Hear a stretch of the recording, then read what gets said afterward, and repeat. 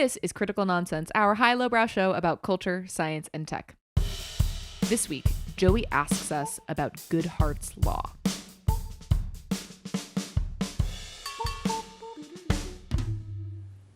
Woo! You say, I only hear what I want to. This is what Joey sounds like. It's been. This is what an Aaron sounds like. And this is what an executive producer and multi-hit wonder Jess Vander sounds like. Jess.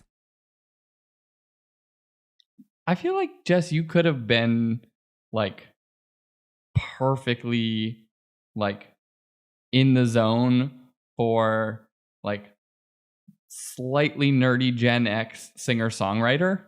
Like, because there was a moment for that. And I feel like, I mean, just born too late. But weren't we all born too early? Okay.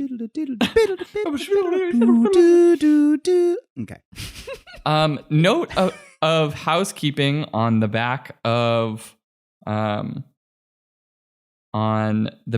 our prognogs. Some data came out from California Independent Systems Operators, aka CAISO, regarding California's duck curve, and almost all of California's daytime energy is coming from solar now. That is true. That is true. The duck curve is deepening. Climate optimism. Y'all. I mean, we're only in January. Let's go. Quack, mother duckers. That is fantastic. I am so glad to hear that. You're so ducking funny. Rare form we are in. Yep. Yeah. Sharp. Pow, pow. We're recording this on a Friday afternoon. You know, it's like the impulse control is gone. The filters have eroded. They need changing. Somebody, housekeeping, change your filters just everywhere. Yes. Like air conditioners. Go around. Coffee. Humidifiers. Yep. All of it. Yep. Yeah, Lunar New Year approaches. This is a perfect time to clean house. Speaking of, are we? Mm-hmm. Yeah, we're clean. We're clean. Y'all, can I talk to you for a minute? Excuse I'm me. ready can for I talk it. to you for a minute? Can we get conversant right now? Because I have something I want to chat with you about. Okay. Let me bend your ear. Are y'all familiar with, I know you are now because we had a pre-show, but let's pretend that we didn't have a pre-show. Are y'all familiar with the concept of Goodhart's Law? Goodhart's Slaw. No. Oh, no, you say. I don't. No. Oh, wow. You've never. Is it cabbage based? How fortuitous? Is it carrot? Better be. Is there vanilla in it? What else is in the slaw? So I bumped into someone talking recently about a thing, and they used quotes. They were calling it Goodhart's Overhang. And I was like, who is this Goodhart? You've done your own unique coinage. They were talking about there's a common mistake young people make across many fields, which we might call Goodhart's Overhang, sticking too long to old and familiar goal metrics when the objective function has changed and the metrics are no longer relevant. Examples given, which we may have even talked about in the past, of being like staying focused on grades, where at some point that doesn't become the thing that will get you to your next goal, being a job after college or after high school or something of that nature. And I had found then, in my rabbit hole tendency, went and started trying to look and read what exactly Goodhart's Law is. And it is often written as, when a measure becomes a target, it ceases to be a good measure. In other words, when we set one specific goal, people will tend to optimize for that objective regardless of the consequences. And it got me thinking, right? Like the idea of being focused on grades in high school and then getting to college and grades not necessarily having the same relevance. Your college GPA is not a thing that carries necessarily a lot of weight in resumes or things like that. Certainly not past a first job. And I was wondering, like, that idea is familiar, logical, makes sense.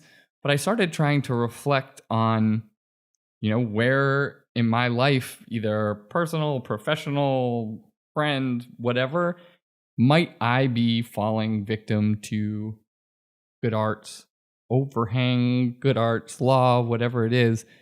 And so I wanted to ask you all, when should you change the target?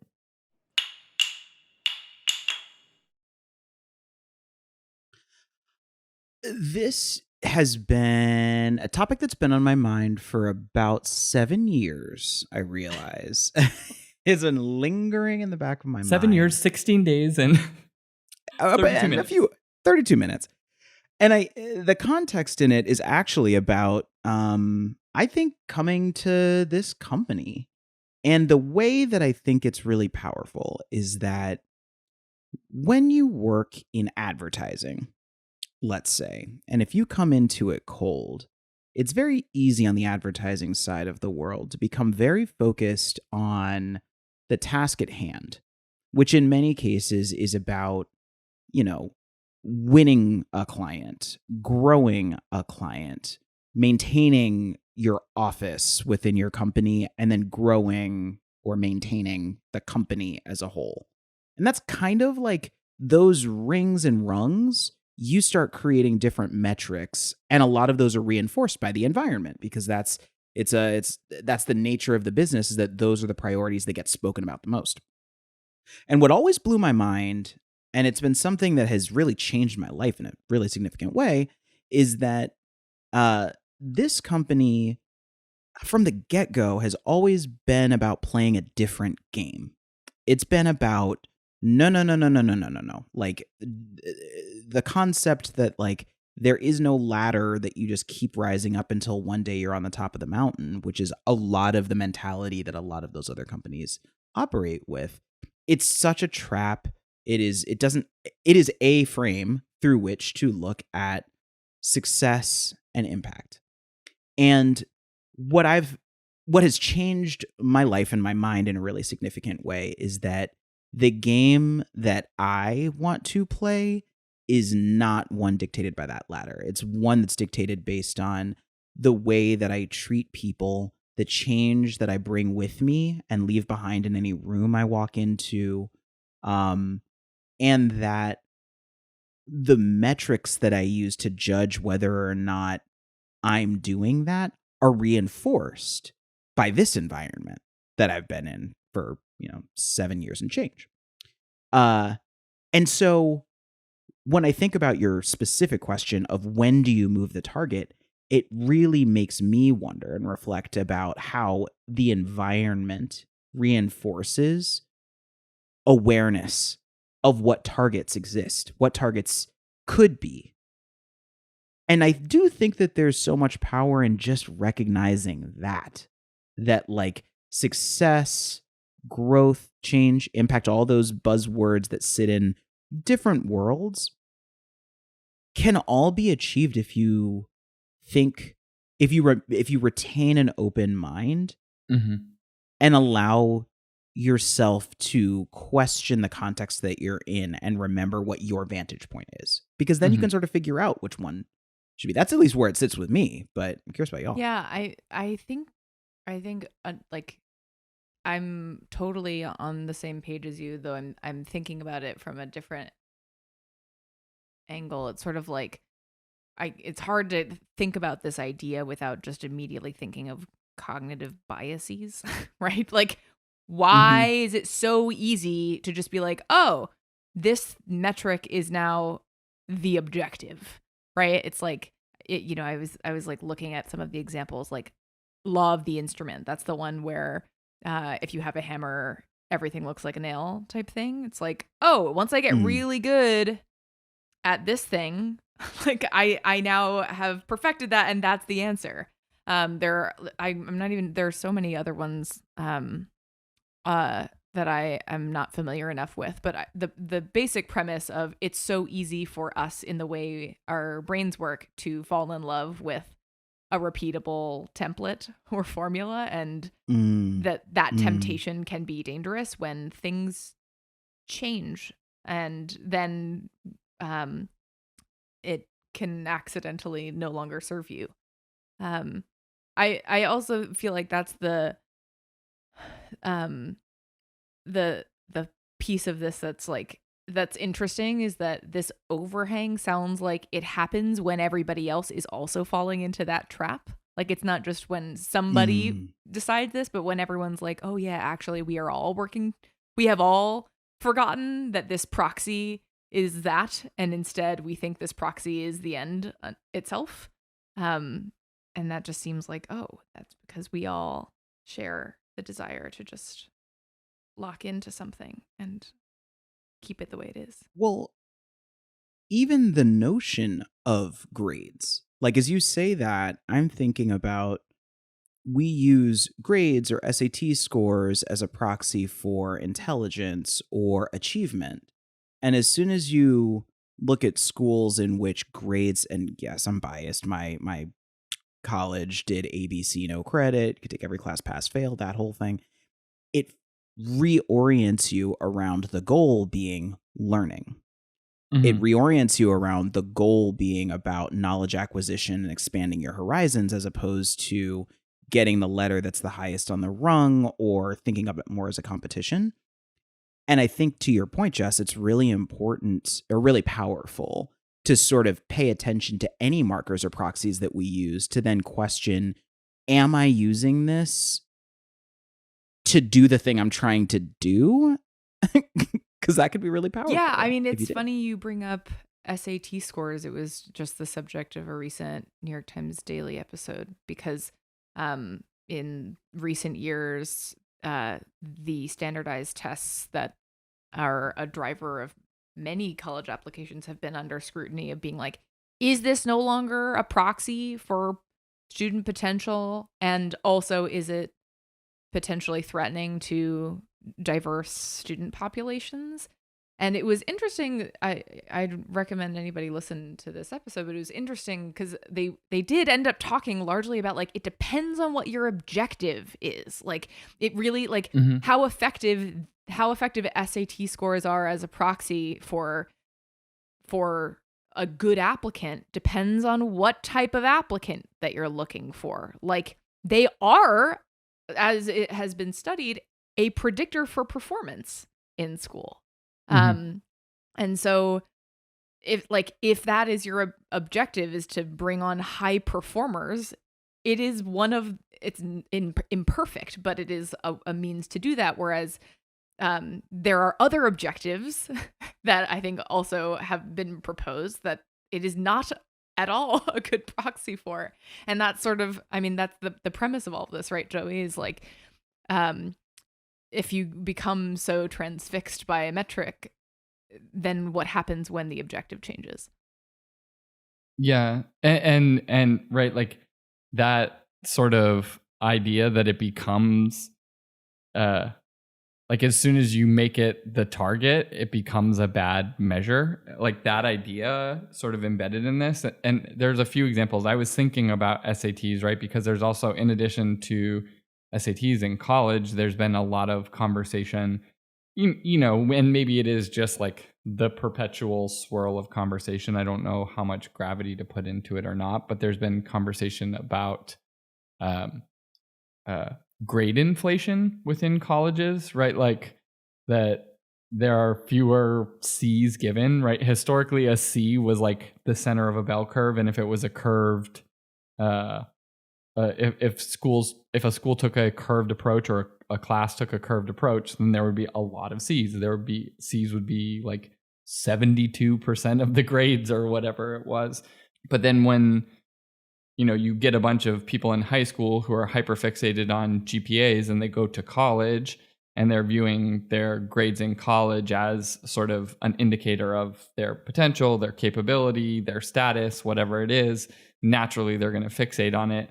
create friction within the environment, and you're going to have uplifting so that people don't transfer schools or talk badly or get frustrated or whatever things happen. So like the grade inflation naturally would make sense that it could occur, but it is also sort of like taking your eye off the ball a little bit, because to the point that you made earlier, Aaron, the goal of college is preparation for the real world and building up capabilities that are going to allow you to sort of interact in a chosen field and succeed in an environment that is not anything like college, right?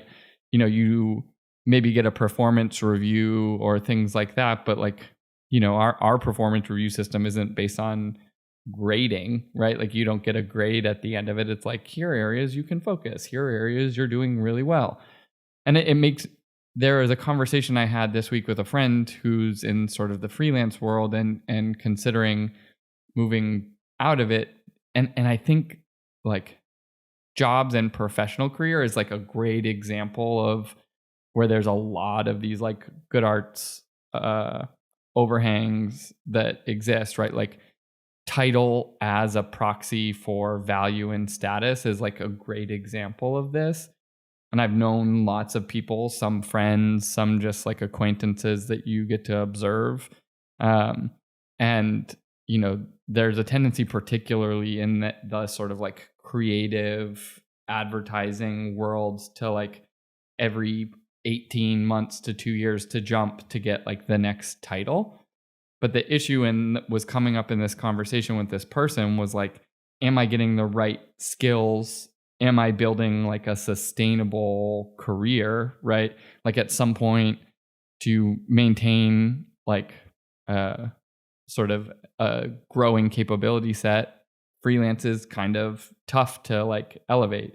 Often you kind of freeze your skill sets at the levels which you were at when you went into the freelance world. And so that same thing, right? Like if you're just title chasing through your career and not building up skills and capabilities, at some point you're going to run into the Peter principle faster, right? Like you succeed to your level of incompetence. And so like your incompetence, if you're not building skills, is going to be at a lower ceiling. And that idea of like targeting title as an external validation of your capabilities, I think you wind up having like a long tail career. You like spike early in your capabilities and then find yourself kind of stuck, right? Which is like yet another example of a cognitive bias where you don't consider like negative consequences or like other things that you couldn't have predicted, whereas like maybe the immediate validation feels like it's working and it's like, this is rewarding me, and then you're like, oh no, that's not what we planned. I like a simpler perhaps version of this. I don't know if it's exactly the same thing, but I was wondering about the in the last like couple of decades explosion of the deer population in the United States as theoretically like a direct response to a dwindling wolf population, a core apex predator responsible for basically like keeping those populations in check and unchecked. I think it's like deer are the number one most deadly animal to humans in the United States because of car accidents and things like that, just because there's so many deer. And it's just interesting of like, I feel like this happens with like trying to solve for like rampant creatures. There is a better way to say that. the words escape me, but it's like, oh, we'll just introduce, this happens all the time where it's like, we'll introduce this creature who's a predator in this environment, and then it's like, oh no, we have way too many of those. This is kind of a variation of like, and without that, then we have way too many of these other creatures. And it's like, well, yeah, that's because everything is part of a Rube Goldberg machine. It's not actually as isolated of an ecosystem as you think. So the whole world being a Rube Goldberg machine is the happiest reality of my life, because that is my favorite thing. But anyway, that's a different episode. The question of how many goals do you have? How do they interface with each other? And when do conditions make them change? I think all three of those things make it infinitely complex to the point of the Rube Goldberg machine, because there's never a way to capture all of the exogenous factors that are, or the exigencies. What's the word that I'm looking for? Oh, this is going to kill me. Externalities. Thank you. I knew someone would. Thank you. All the externalities that are going to sort of need to be considered or could potentially happen to impact the like outcome that you want. But then also outcomes beget different outcomes, you know? Yes. Like we live in systems. Exactly. And that's like gonna change the whole balance. the idea of open versus closed systems is actually like a perfect example of this, where like we actually think something is a closed system, where we're like, aha, we have controlled all the things, like all we have to do is just work in here, but it is actually an open system, and something else there are external interactions, right? And then all of a sudden it's not working. I'm realizing too that like in this idea, like there is folk wisdom that exists that sort of articulates this idea, right? Like the phrase, what got you here won't get you there is this. Like, which is always nice when you have, like sometimes it's nice to have something that feels you right. Goodhart's law, like a thing that is studied in economics and, it can be demonstrated.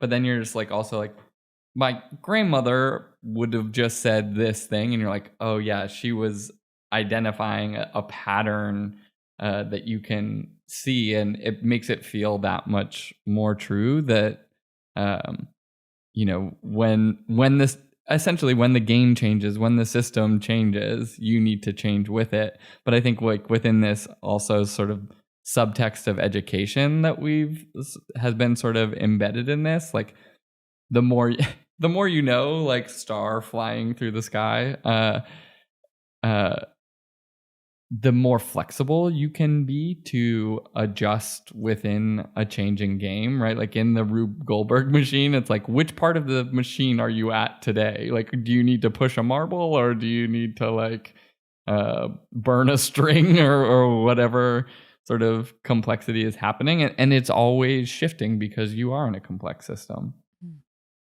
And a thing that is, I think, really powerful to remember is that while there are systems that we operate in, those systems are as infinitely different and complex as we individually are.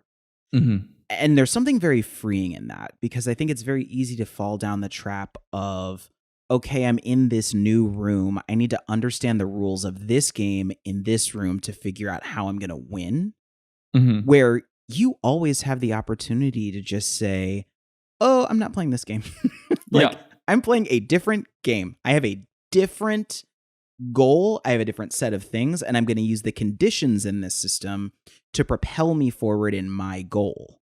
And I think, someone once told me career-wise, like, how are you using this moment to get where you want to go? And I think that, especially early in many careers, the conversation, because school teaches us this, there is an element, or can be an inherent element of you're just trying to like win the game that's established, and that there are very limited other options that you can have. But I say that because I think it is empowering to remember that like this is all bullshit and you should make your game. Don't just do what's there.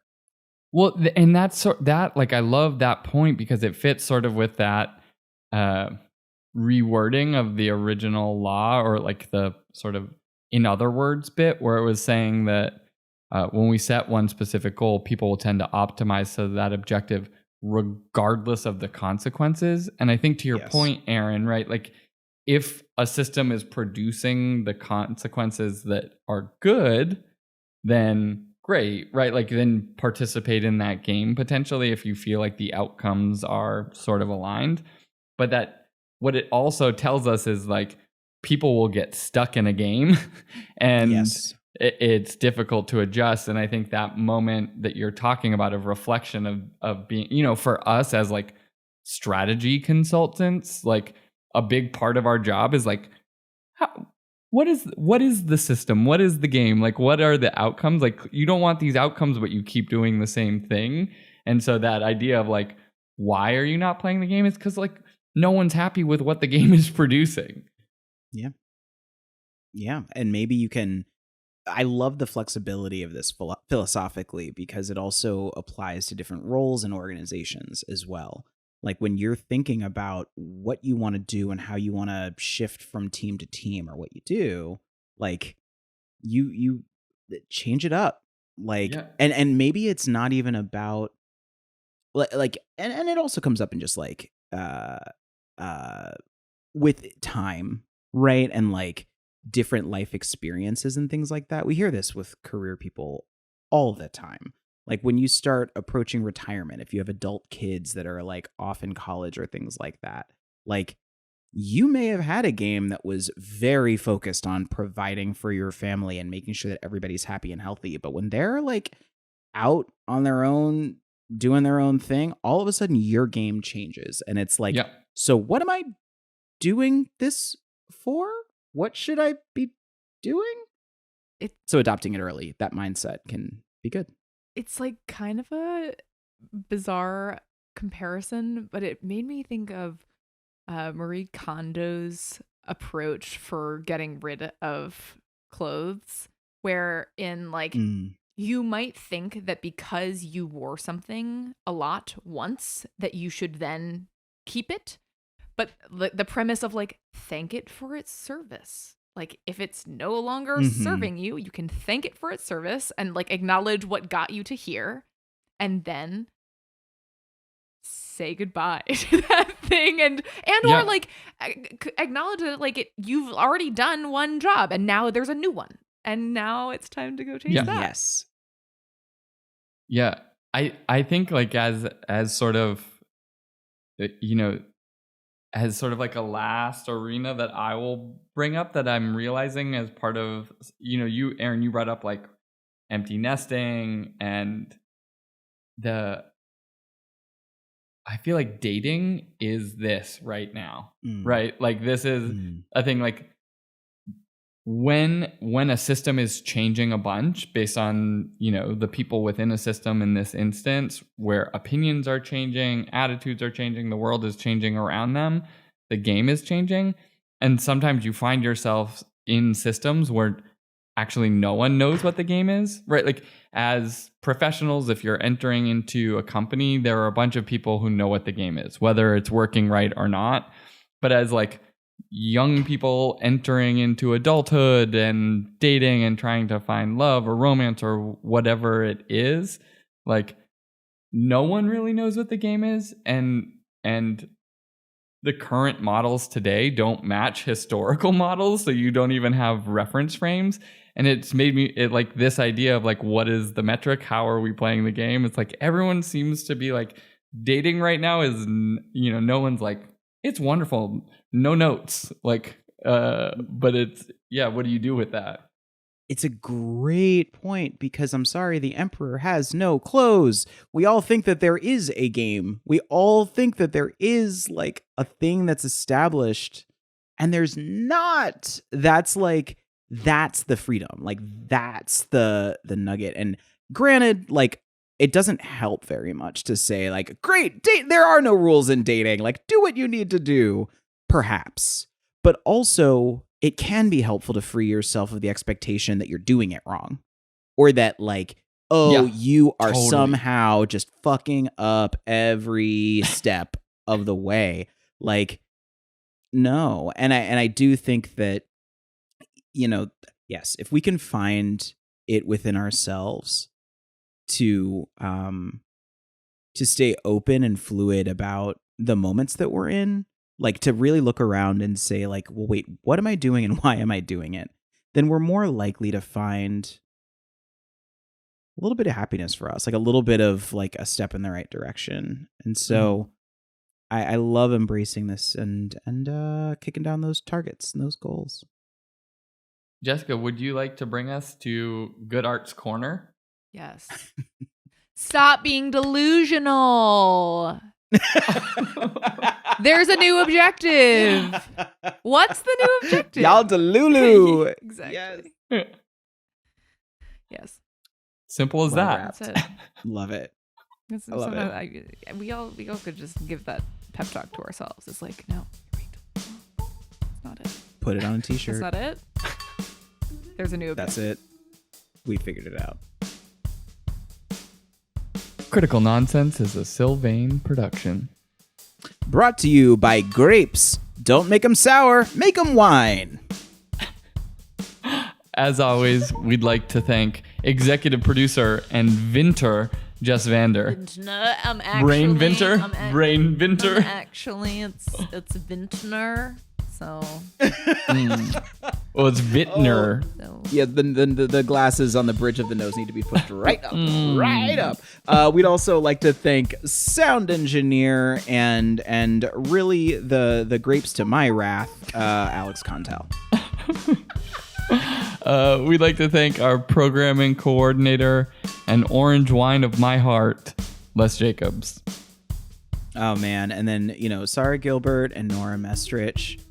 When it comes to sweet and perfect, I think that describes both of you so thank you for your production help. That one fell apart. I tried.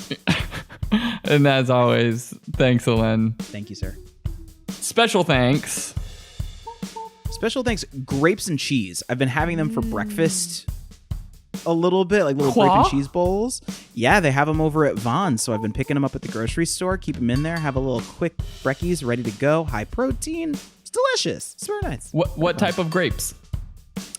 They're a mixture of red and green. Yeah, they didn't get any specifics because they're just like, throw grapes in the thing and put in some cheese. So yeah. I gotta tell you, I had Concord grapes for the first time, like within maybe 6 months, and I've only ever had Concord grape juice.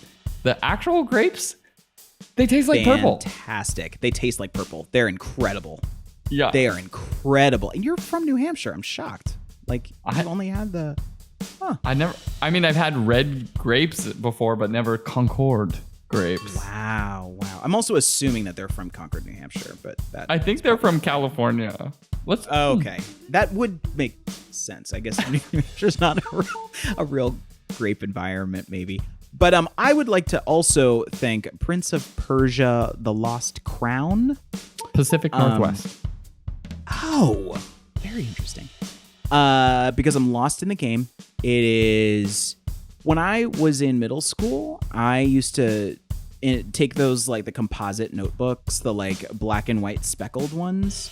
And in class, I would look like I was taking notes, but I would actually be just drawing, like, fake level maps of, like, an imaginary video game. And I would draw little stick figures, like, jumping over spikes and, like, jumping through pits and stuff. And I would just put lines and dots and dashes and make little video games in my notebook. Did not know that this is basically the entire genre of Metroidvania games. Like, that's what those are.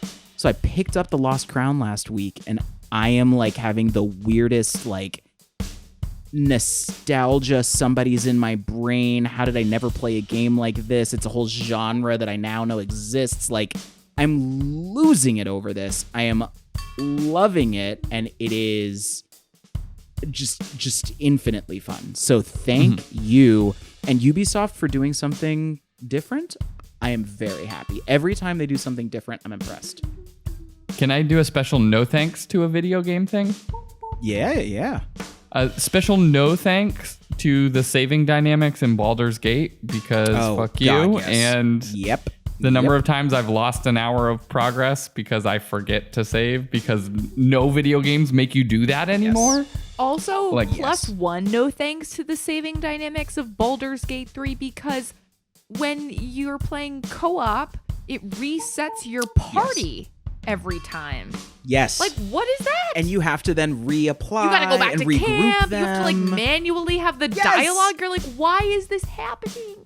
Talk to us. I will also add, please, the latest glitch as well is that if you try to exit your camp after you've long rested, your other character, like, it'll freeze. Well, at least on the PS5. It'll freeze and drop you out when you leave camp if your other person that you're playing locally with tries to join before you both leave camp.